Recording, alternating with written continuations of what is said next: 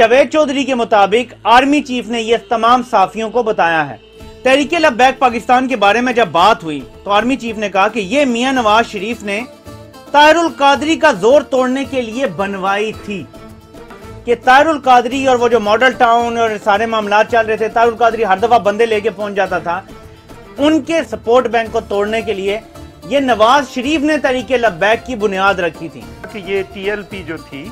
یہ مین بنی تھی جب سلمان تاثیر کا قتل ہوا ہے، تو اس وقت نواز لیگ کی حکومت تھی، انہوں نے ان کو طاہر القادری کے خلاف کھڑا کیا، پھر یہ ٹی ایل پی ان کے خلاف استعمال ہوئی۔